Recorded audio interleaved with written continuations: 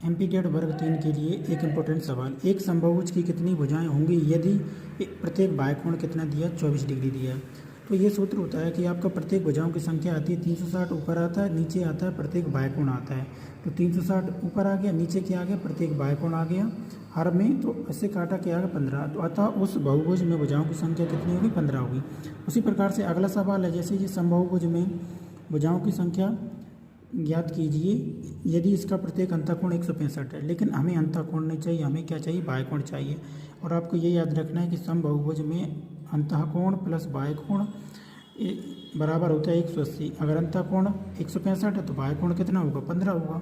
तो इस वाले फॉर्मूले में ही हम मान रखेंगे, हम इस वाले फॉर्मूले से नहीं करेंगे, इससे थोड़ा बढ़ा जाएगा।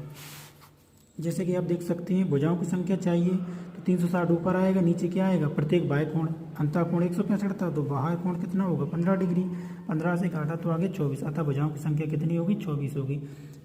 अब देखो अगला सवाल है, क्या ऐसा समबाहुभुज संभव है जिसका प्रत्येक बाह्यकोण कितना हो 22 डिग्री हो। तो अगर ये संभव होगा तो इस सूत्र में क्या करेगा, ये सेटिस्फाई करेगा। भुजाओं की संख्या ज्ञात करनी है तो भुजाओं की संख्या यहाँ पे रखें, नीचे ऊपर क्या आया 360 आया, नीचे क्या आया प्रत्येक बाह्यकोण आया। प्रत्येक बाह्यकोण कितना है 22 डिग्री।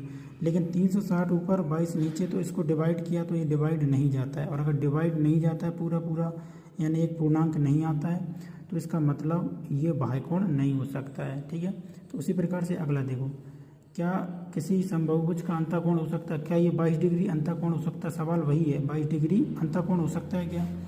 तो अगर ये अंतःकोण है तो बाह्यकोण कितना होगा 158। अब 158 से भी 360 नहीं कटता है तो यह भी बहुभुज संभव नहीं है। मतलब एक ऐसा बहुभुज संभव नहीं है जिसमें 158 डिग्री क्या हो बाह्यकोण हो और 22 डिग्री बाह्यकोण हो। तो इसी प्रकार के और प्रश्न पाने के लिए हमारे चैनल को सब्सक्राइब करें।